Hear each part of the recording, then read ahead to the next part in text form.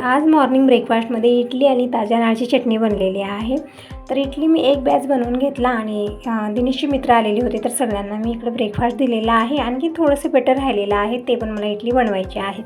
म्हणजे बाबा आणखीन जेवण केलेले नाही आहेत। बाबांना तितकी इडली आवडत नाही, पण 1-2 खातात, असं नाही की अजिबात खात नाहीत, 1-2 खातात। आणि त्यासोबत जे आपला रोजचा स्वयंपाक आहे ते पण मला बनवायचं आहे। आणि आज मी बनवणार आहे करड्याची भाजी।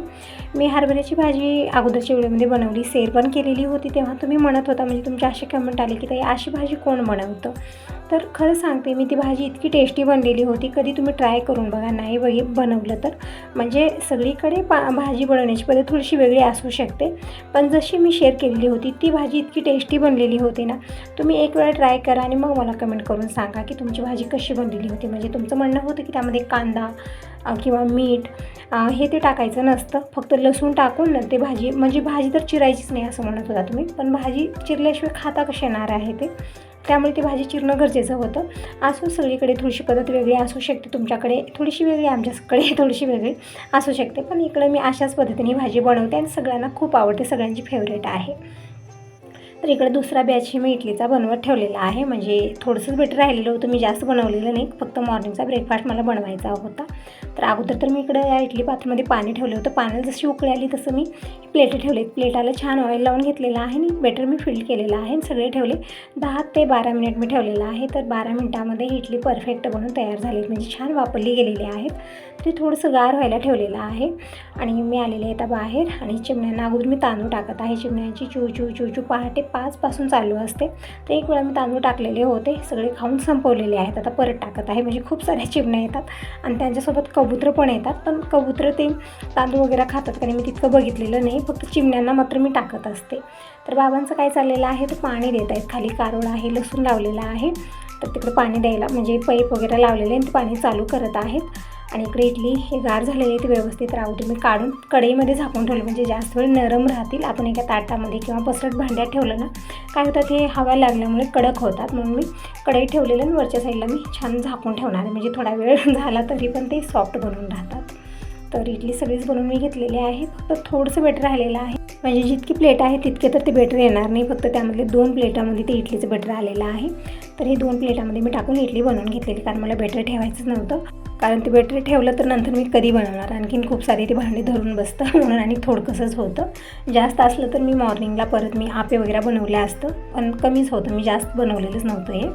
तर आणखीन इथं 2 प्लेट मी ठेवलेले आहेत, जोपर्यंत ती इडली बनत आहे तोपर्यंत पतिदेवाचा ब्रेकफास्ट तयार करते। तर टिफिन घेतलेला आहे, टिफिनमध्ये मी दोन्ही डब्यामध्ये 4-4 इडली टाकलेले आणि एका डब्यामध्ये चटणी पॅक करत आहे। आणि दिनेश आणि दिनेशचे मित्र इकडे ब्रेकफास्ट करत आहेत, तर आणखीन इडली चटणी दिनेश घेऊन जाताही लागेल तसं, कारण किचनमध्येच माझी धावपळ चालू आहे, मी बाहेर गेलेली नाही आहे। तर ज्यांना जे लागत आहे दिनेश नेऊन देत आहे आणि स्वतः पण ब्रेकफास्ट करत आहे। तर इकडं पतिदेवांसाठी ब्रेकफास्ट पॅक झालेला आहे। म्हणजे इडली डोसा जेव्हा असा ब्रेकफास्ट बनतो ना, मला असं वाटतं की यावं घरी आणि इथंच ब्रेकफास्ट करावं, पण त्यांना येणं होत नाही, कारण गॅरेजमध्ये खूपसे जास्त कामं असतात आणि ते सोडून घरी आल्यानंतर मग सतत ते फोन येऊ लागतात, मग त्यामध्ये व्यवस्थित त्यांचा ब्रेकफास्टही होत नाही ना, तिकडचं काम मी धड होत आहे, असं होत आहे, म्हणून ते म्हणतात तिकडेच पॅक करून दे, ब्रेकफास्ट असो किंवा जेवण असो। तिकडे झालेलं आहे सगळं पॅक आणि भांडे खूप सारे झालेले आहेत, म्हणजे जेव्हाही असा ब्रेकफास्ट बनतो ना, इडली डोसा आपे, त्यात भांडे खूप सारे होतात। तर भांडे मी नंतर क्लीन करणार आहे, अगोदर इकडे मी भाजीची तयारी करत आहे। तर जशी मी हरभऱ्याची भाजी बनवलेली होती तशाच पद्धतीने मी आज करड्याची भाजी बनवणार आहे। खूपच छान टेस्टी भाजी बनते, कधीतरी ट्राय करून बघा आणि मगच मला कमेंट करून सांगा की भाजी कशी बनलेली होती। म्हणजे सगळ्याकडे बनवण्याची पद्धत थोडीशी वेगळी असू शकते, म्हणजे आमची कोणी डाळ टाकून बनवतं, कोणी शेंगदाण्याचा कूट टाकून बनवतं, मी शेंगदाण्याचा कूट टाकते, कारण ही पालेभाज्या खूप साऱ्या असतात, म्हणजे असं नाही की मेथीची भाजी आपण एकच चुडी आणतो, ती खूप कमी प्रमाणात बनते। पण ही भाज्या जी आहेत ना, इथं शेतामध्ये टाकल्या आहेत समोर आणि खूप सारे बाबांनी घेऊन आलेली आहेत, मग आता ही भाजी ठेवून तरी काय करायची, म्हणून मी काय करते, यामध्ये थोडीशी जास्त हिरवी मिरची पेस्ट टाकते आणि शेंगदाण्याचा कूट टाकते, एकदम छान टेस्टी भाजी बनून तयार होते। आणि पालेभाज्या जितक्या खाल्ल्या तितक्या आपल्या शरीराला चांगल्या असतात। आणि या दिवसामध्ये हरभऱ्याची करड्याची भाजी खूप सारी येत आहे, सगळ्यांच्या शेतामध्ये आहे, मार्केटमध्ये भेटते की नाही ते मला माहिती नाही, पण शेतामध्ये मात्र आहे आणि बाबा घेऊन पण येतात आणि मी खूप सारी करतही असते। मला काय, सगळ्यांनाच आवडती भाजी, सगळ्यांची फेवरेट आहे। तर इकडे ही करड्याची भाजी मी एकदम बारीक बारीक कट करून घेत आहे, म्हणजे भाजी चिरल्याशिवाय बनवता येणार नाही, एकदम लांब लांब असतात हे। तुम्ही म्हणता की ताई भाजी चिरून कोण बनवतं, भाजी चिरल्याशिवाय बनवताच येत नाही, कारण एकदम लांब लांब असतात ते, मग खाणार कसं आपण। तर बघू शकता इकडं सगळीच भाजी करण्याची मी चिरून घेतलेली आहे. 2 ताटल्या पूर्ण भरलेल्या आहेत. आणि भाजी बनवल्यानंतर एकदम थोडीशी होते, कारण या भाजीमध्ये पाणी खूप जास्त प्रमाणात असतं. जसं आपण बनवलं फोडणीमध्ये टाकलं आणि परतत घालून एकदम कमी होत जाते ही भाजी. तिकडे मी लसूण वाटून घेतलेला आहे 10-12 पाकळ्या आणि कांदे पण खूप सारे मी चिरून घेतलेले आहेत. तुम्हाला कांदा टाकायचा नसला तर स्किप करू शकता, मात्र लसूण मात्र जरूर टाका, त्यानंच टेस्ट भाजीला छान येतो. कढई घेतलेली आहे, 2 चमचे तेल घेतलेलं आहे, अर्धा चमचा मोहरी टाकली, अर्धा चमचा जिरं टाकलेलं आहे. ते छान तडतडल्यानंतर यामध्ये मी कांदा टाकलेला आहे. कांदे 2-4 मी इकडे उभे कट करून घेतलेले आहेत. टाकून परतून घेऊया. कांदा हलकासा सॉफ्ट होऊ लागला की यामध्ये मी लसूण टाकलेला आहे. लसूण मी थोडंसं जास्तपर्यंतच वाटण करून घेतलेलं आहे, म्हणजे 10-12 पाकळ्या लसूण मी वाटलेला आहे आणि पेस्ट टाकलेली आहे. यामध्ये व्यवस्थित परतून घेऊया. लसणाचा कलर हलकासा चेंज होऊ लागला की यामध्ये आपल्याला भाजी ॲड करायची आहे. मसाले नंतर टाकणार आहे, अगोदर फोडणीमध्ये आपल्याला भाजी टाकायची आहे आणि परतून घ्यायचं आहे. तर इकडे बघू शकता खूप जास्त भाजी दिसत आहे ना, पण जसं जसं आपण ही भाजी परतत गेलो ना तशी तशी कमी होते, कारण या भाजीमध्ये पाणी जास्त प्रमाणात असतं आणि जसं आपण परतत गेलो तशी भाजी वापरते आणि कमी होते. तर इकडे मी अगोदर 1 ताटलीमधली भाजी टाकलेली आहे आणि व्यवस्थित परतून घेतलेली आहे. ती भाजी बघू शकता एकदम कमी झालेली आहे. आता दुसऱ्या ताटलीतली भाजी मी यामध्ये ॲड केलेली आहे. आणखीन आवडीप्रमाणे डाळ टाकू शकता, मसुरीची डाळ किंवा मुगाची डाळ टाकून ही भाजी खूपच छान बनते. तुम्ही म्हणतही होता की ताई डाळ टाकून ही भाजी शेअर कर, तर हो, नेक्स्ट व्हिडिओमध्ये म्हणजे जसं आता नेक्स्ट टाईम हरभऱ्याची भाजी घेऊन येतील ना त्यावेळेत मी डाळ टाकूनच भाजी म्हणजे कशा पद्धतीने बनवली जाते ते शेअर करणार आहे. खूपच छान भाज्या बनतात. जसं आपण मेथीची भाजी, पालक हे तर आपण खातच असतो, पण या सीझनमध्ये हरभरा आणि करड्याच्या भाजीचं सीझन आहे. खूप सारी भाजी आता यावेळेत भेटत आहे, तर नक्की आणा आणि बनवून खा. तर इकडे बघू शकता मी पूर्ण भाजी कढईमध्ये ॲड केलेली आहे आणि परतून घेतलं, एकदम कमी प्रमाण झालेलं आहे. आता टाकूया यामध्ये मसाले. तर मसाल्यामध्ये जास्त मसाले या भाजीमध्ये टाकायचे नाही. जसं आपण गरम मसाला हे ते टाकत असतो ना, यामध्ये कुठलेच मसाले टाकायचे नाही, त्या भाजीलाच एक वेगळा टेस्ट येतो. त्यामुळे यामध्ये फक्त हिरवी मिरची पेस्ट टाकायची आहे, लाल मिरची पावडर टाकायची नाही. हिरवी मिरची पेस्ट 1 ते 1.5 चमचा टाकलेला आहे, अर्धा चमचा हळदी पावडर, 1 चमचा धना पावडर टाकलेला आहे, चवीपुरतं मीठ टाकलेलं आहे. व्यवस्थित परतून घेतलं आणि कमी गॅसवरती झाकून ठेवलेलं, पाणी वगैरे काहीच टाकायचं नाही या भाजीमध्ये.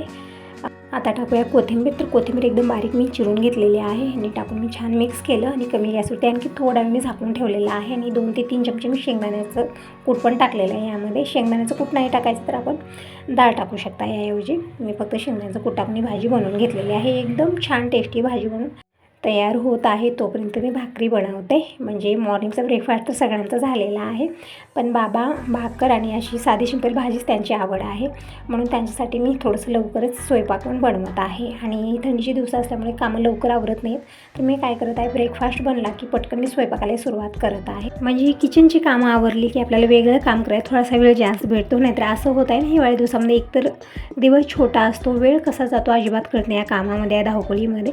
त्यामुळे मॉर्निंगला ब्रेकफास्ट, स्वयंपाक मी सगळं संग बनवून घेत आहे. मग नंतर देवपूजा आणि जी बाकीची कामं माझी आहेत रेग्युलर ते नंतर आवरत आहे. तर इकडं वरण भात आणि करड्याची भाजी बनलेली आहे, इडली पण दिलेली आहे, सांबर मी बनवलेलं नाही आहे, फक्त मी चटणी बनवलेली आहे आणि ते बाबांना तितकी आवडत नाही चटणी वगैरे खोबऱ्याची, त्यामुळे मी इकडं फक्त वरणच दिलेलं आहे त्यांना आणि भाकरी गरम गरम इकडं बनवत आहे. बघू शकता ज्वारीची भाकरी एकदम छान अशी फुलून तयार आहे. बनवण्याची पद्धत मी भरपूर वेळा शेअर केलेली आहे. ज्वारीचं पीठ व्यवस्थित मळून घ्यायचं आणि जितकी पातळ पाहिजे तितकी पातळ भाकर थापून घ्यायची आणि तव्यावरती टाकायचं. हे लक्षात ठेवायचं आहे की तवा व्यवस्थित गरम आहे की नाही. गार तव्यावरती भाकर टाकली तर व्यवस्थित ते पचणार नाही, व्यवस्थित सेकली जाणार नाही आहे. त्यामुळे तवा व्यवस्थितच गरम करायचा आहे आणि भाकर आलट पलट सेकून घ्यायचा आहे. तर इकडे भाकरी बनलेल्या आहेत, आणखीन मी बनवत आहे, अगोदर बाबांना जेवायला वाढलेलं आहे. तर हीच आहे आजची जेवण थाळी. गरमागरम ज्वारीची भाकर, करड्याची भाजी आणि बाकीचं जे बनवलं मी शेअर केलेलं आहे. आता ही दुपारची वेळ आहे आणि हे ऊस मी खूप सारे इकडे बांधून ठेवलेले होते, म्हणजे तुळशी विवाहासाठी ऊस आणलेले होते, शेंडे वेगळे केले आणि ऊस वेगळे करून मी बांधून ठेवलेले होतं. तर दिनेश 2-3 दिवस झालं नेतो म्हणत आहे रस घालण्यासाठी, पण मुहूर्त लागे ना, आज फायनली मुहूर्त लागलेला आहे, आता घेऊन जात आहे.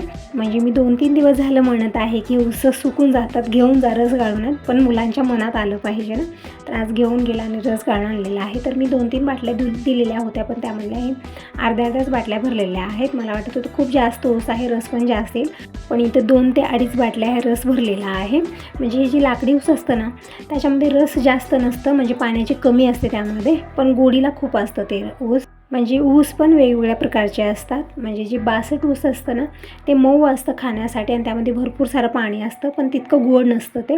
पण ही जी लाकडी ऊस आजकाल येते म्हणजे याचंही नाव भरपूर सारे येतं, अशोका ऊस असं तसं म्हणलं जातं.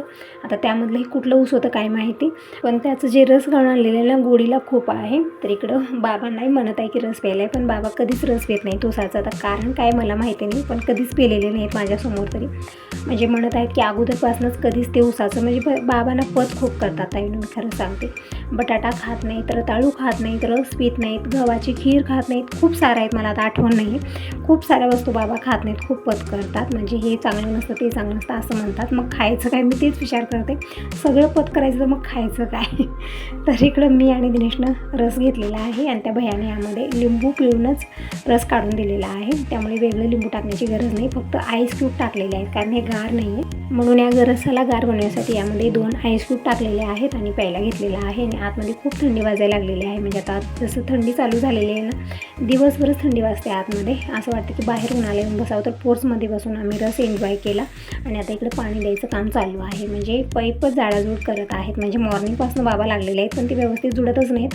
जसं मी बोरवेल चालू केलं त्या प्रेशरनं, म्हणजे पाण्याचं प्रेशर खूप आहे, त्या प्रेशरनं ते पाईप सगळे निघून जात होते. मग नंतर दिनेशने ते जुळवून दिलं. मग तेव्हा कुठं बाबांनी सगळीकडे पाणी चालू केलेलं होतं, पण काल काही पाणी ते पूर्ण देणं झालेलं नाही, कारण लाईट जाणं हे ते खूप सारं झालं. त्यामध्ये पाईप निघत होते, ते जुळवाजुळवी चालू होती. तर आता फायनली सगळे पाईप जुळवून ठेवलेले आहेत. आता लाईट आल्यानंतर चालू केलेलं आहे मी आणि बाबा पाणी देत आहेत आणि मी लागलेले किचनमध्ये. म्हणजे हा दुसरा दिवस आहे, 2 दिवसाचा मिक्स व्हिडिओ येत आहे. एकच म्हणेन, व्हिडिओ पूर्ण बघा, आवडला तर लाईक करा, पहिल्यांदा बघत असाल तर चॅनलला सबस्क्राईब करा, कमेंट करून नक्की सांगा, लाईक करायला अजिबात विसरू नका. तर इकडं अगोदर बनत आहे मॉर्निंगचा चहा आणि चहा सोबत मी इकडं लसूण सोलाय घेतलेलं आहे खूप सारं. म्हणजे लसूण सोलणं मला खूपच कठीण काम वाटतं, तर जेव्हाही मला वेळ भेटतो ना त्यावेळेस मी खूप सारं लसूण सोलून ठेवत असते. पण आता स्वयंपाक वगैरे बनवायचं आहे, लसूण सोललेलं नाही आहे, तर मी इथं भरपूर सारं लसूण घेतलेलं आहे, चोळत आहे. गावरान लसूण आहे त्यामुळे व्यवस्थित सोलता येत नाही, तर चोळून घेते आणि बाहेर नेऊन फटकते, म्हणजे ते व्यवस्थित पाचोळा निघून जातो त्याचा. तर इकडे चहा पण बनलेला आहे. तर अगोदर मी चहा सोलून घेते आणि आज ब्रेकफास्टमध्ये मी खिचडी आणि चटणी बनवणार आहे. तर इकडं अगोदर मी तांदूळ घेतलेले आहेत आणि थोडा वेळ तांदूळ भिजत घालणार आहे आणि संग मी डाळ पण लावणार आहे कुकरला. म्हणजे ब्रेकफास्टमध्ये मी खिचडी चटणी बनवणार आहे आणि दुपारच्या जेवणामध्ये वरण भात भाजी हे रेग्युलर स्वयंपाक बनणार आहे आणि त्याची पण तयारी मी संग करत आहे.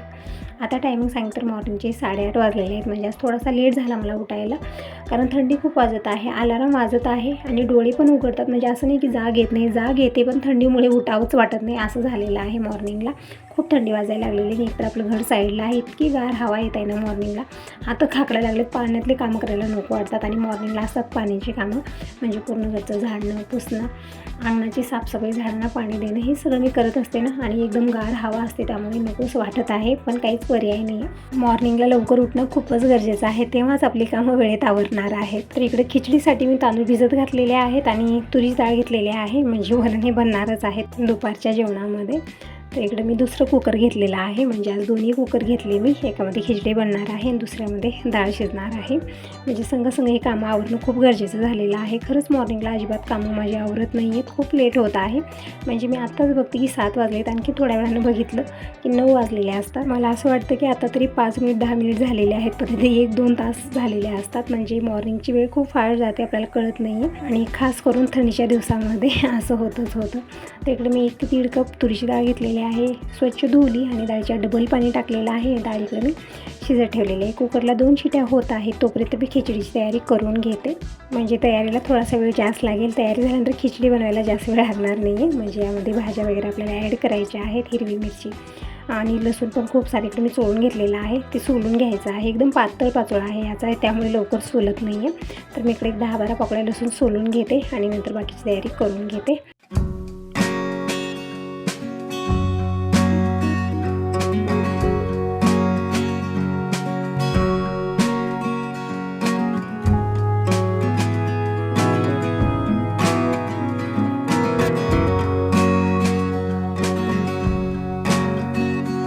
तर खिचडी आणि चटणी मी कशा पद्धतीने बनवली सगळे याच व्हिडिओत दाखवेन. तर व्हिडिओ खूप मोठा होत आहे, म्हणून या व्हिडिओला मी 2 भागात डिवाईड केलेला आहे.